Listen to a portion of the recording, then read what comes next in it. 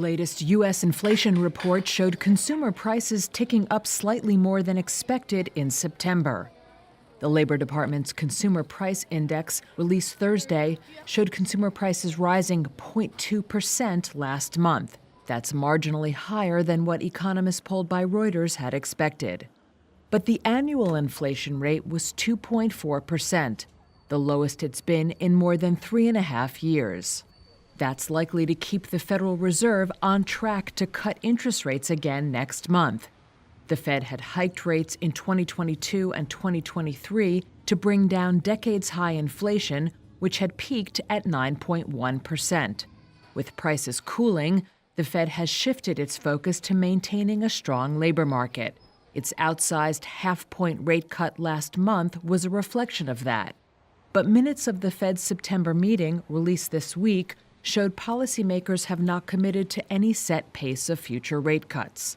Financial markets on Thursday saw a roughly 75% chance of a quarter-point rate cut at the Fed's November policy meeting, according to the CME Group's FedWatch tool. The UN peacekeeping mission in Lebanon says Israeli forces fired on its positions on Wednesday and Thursday. The United Nations Interim Force in Lebanon, or UNIFIL, says 2 of its peacekeepers were injured when an Israeli tank fired at its main headquarters in Naqoura. Israel has been pursuing a widening offensive against Hezbollah in that area. A UN source said there were no casualties in 2 other incidents. UNIFIL spokesperson Andrea Tenenti. This is highly concerning, not only because peacekeepers are there, but because this was done by, most probably a deliberate attack against our troops, which is a violation or a grave violation of international humanitarian law. Italy has protested to Israel over the incident. Its defense minister called it illegal and a possible war crime. We asked for the reason why these shots were fired, and we expected to know them officially. The ambassador was not able to provide us with explanations. Israel has warned Lebanese civilians not to return to homes in the south as it presses on with its assault. On Thursday night, Israeli strikes on central Beirut killed several people and wounded dozens of others, Lebanon's health ministry said. A security source said at least 1 senior Hezbollah figure was targeted in the attacks. Taiwan President Lai Ching-te used a keynote speech to strike both hard and conciliatory tones toward China on Thursday. Lai took office in May and is detested by Beijing, which calls him a separatist. Outside the presidential office in Taipei, he said China had no right to represent Taiwan, but also tried to offer some form of cooperation on issues like climate change. Lai used Taiwan's formal name, the Republic of China, whereas China's formal name is the People's Republic of China. The Republic of China has already put down roots in Taiwan, Penghu, Kinmen, and Matsu, and it is not subordinate to the People's Republic of China. On this land, democracy and freedom are growing and thriving. The People's Republic of China has no right to represent Taiwan. China sees Taiwan, which is run democratically, as its own territory, but Lai and his government disagree. He says only the people of Taiwan can decide their future. On Thursday, he also says that his government and Beijing should work together to address climate change, fight infectious disease, and maintain regional security. China did not immediately respond to his comments. However, earlier this week, Beijing accused Lai of increasing tensions.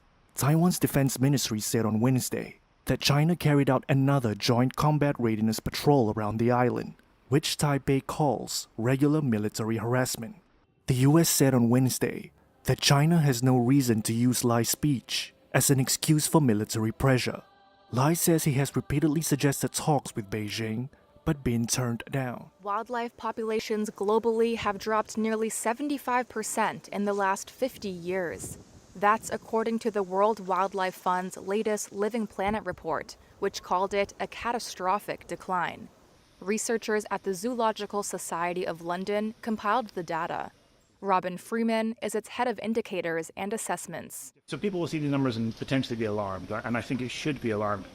Habitat loss and degradation, mainly triggered by human food systems, are the leading threats to global wildlife populations, followed by overexploitation, invasive species, and disease. The steepest declines were in Latin America, the Caribbean, Africa, and Asia Pacific. The combination of climate change, habitat loss, and biodiversity loss are things that we need to get on top of because they're mixed up problems that need to be dealt with together. But the report says that while the situation is desperate, we have not reached a point of no return.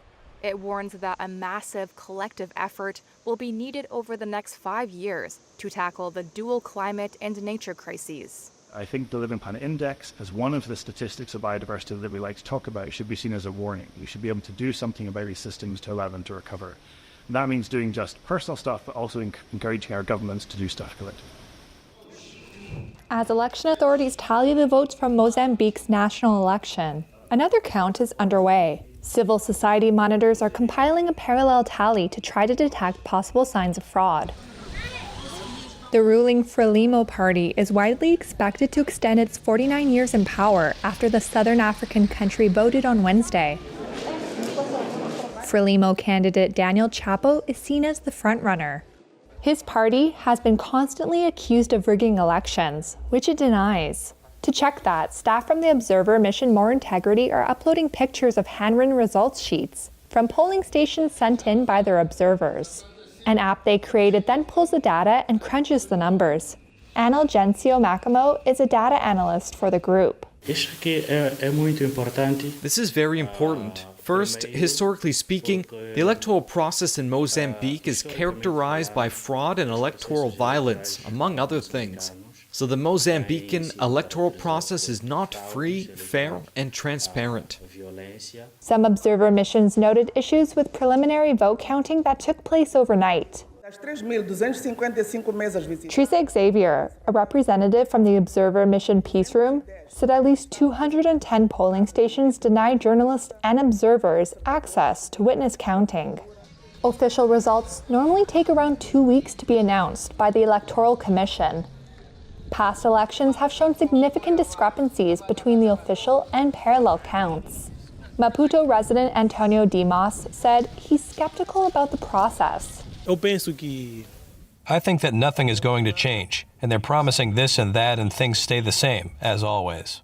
TikTok is laying off hundreds of employees from its global workforce. The social media giant said Friday it's part of a shift towards a greater use of AI in content moderation. Malaysia is particularly hard hit, as two sources told Reuters more than 700 jobs were slashed in the country. Though ByteDance-owned TikTok later said fewer than 500 employees in Malaysia were affected. The employees were mostly involved in the firm's content moderation operations. TikTok employs a mix of automated detection and human moderators to review content posted on the site. A source said the tech firm also plans more cost reductions next month as it looks to consolidate some of its regional operations. TikTok said it expects to invest $2 billion globally in trust and safety this year and will continue to improve efficiency. It further added 80% of content violating guidelines was now removed by automated technologies.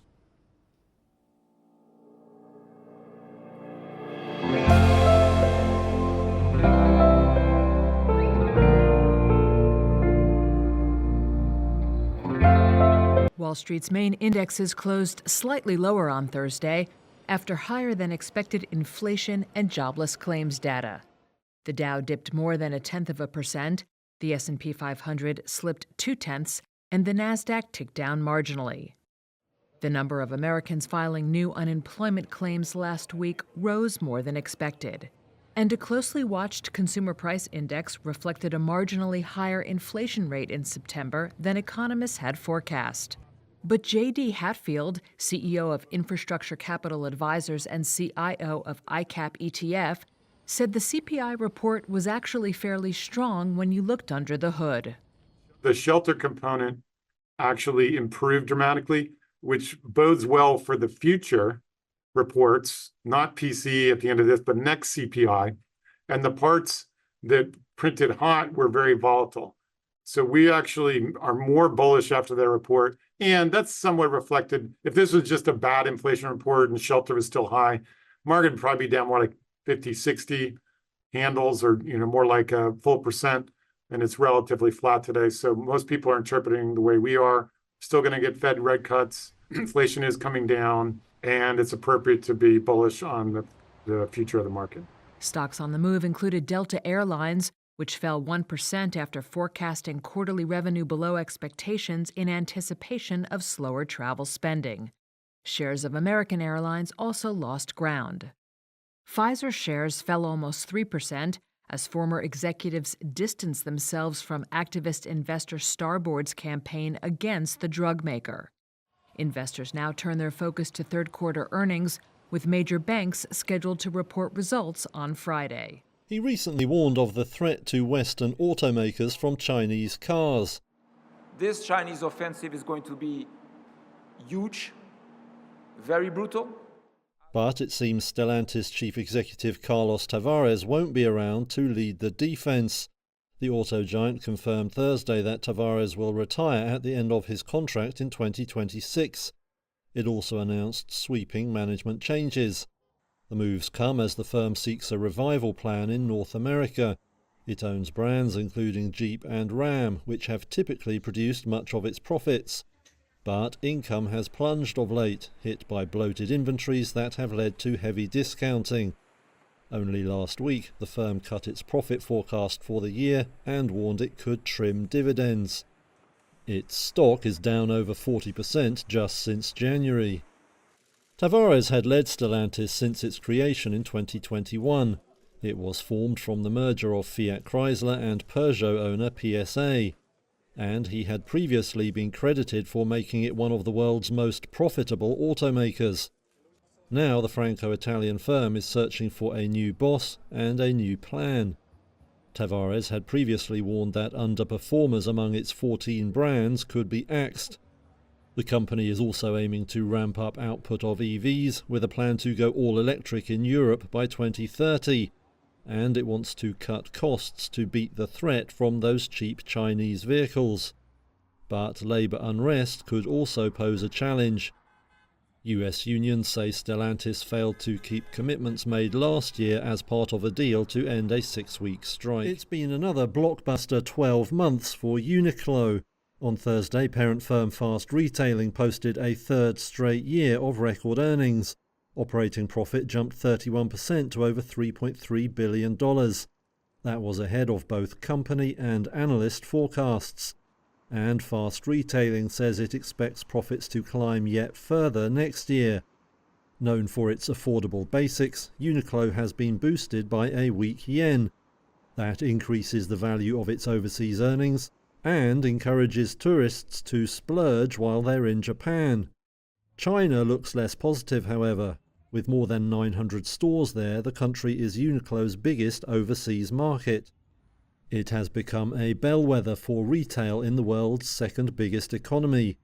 But China's sluggish recovery has sapped consumer confidence, weighing on sales.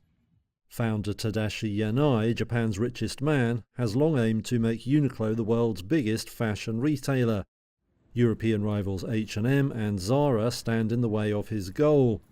But Yanai says a consumer shift from luxury to value will help his firm grow more in the years ahead.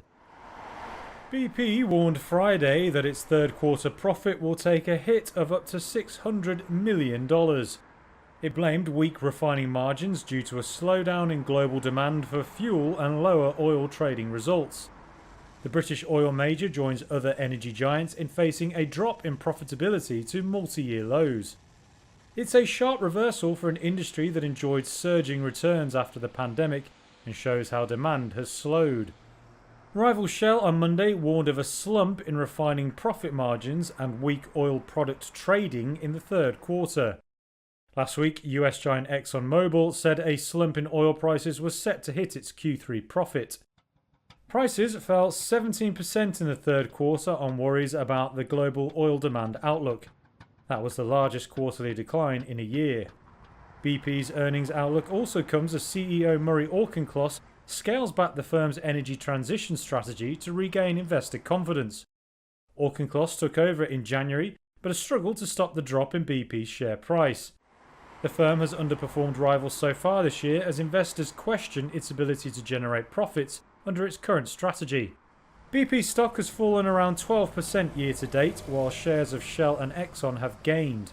The firm is due to post quarterly results on October 29th. Chinese carmaker Chery has started assembling cars in Russia at 3 factories vacated by Western rivals. Reuters sources say that includes plants once used by Volkswagen and Mercedes. Chinese carmakers have grabbed more than half of Russia's car market in terms of sales. That's after most Western brands abandoned the country following Moscow's 2022 invasion of Ukraine. Now the Chinese firms are extending their reach to account for more of Russia's domestic production too. It all underlines how Beijing is playing an increasingly influential role in Russia's changing manufacturing landscape and economy. Chery now accounts for almost a fifth of Russia's car sales. And the sources said it's importing nearly finished cars and then completing assembly in the 3 Russian factories. China's biggest car exporter is likely to be betting on strong demand in the country. The sources say that's as Russia's domestic market struggles with limited output and underused production capacity. And this customer is coming round to the idea of a Chinese car. Of course I prefer European cars, because I used to drive an Audi and it's hard for me to switch to a Chinese car. But I will probably have to switch anyway. The overall design is quite pretty, well done. I don't know how it will be to drive though, because it's the first time for me. Chery said in a written statement it supplies the Russian market with passenger cars, but doesn't plan to build or buy its own factories there. It did not comment in response to Reuters' questions about the assembly work at the factories. One source said the firm wants to minimise publicity about its operations there, amid Western scrutiny of firms that cooperate with Russia.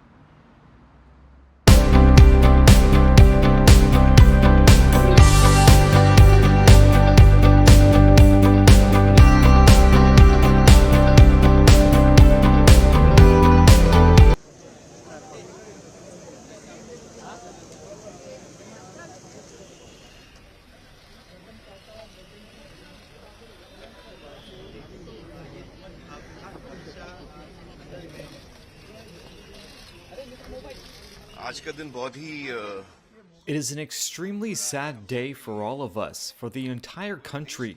Ratan Sir's contribution and leadership, his company, Tata's contribution to the nation, it is priceless. Company Tata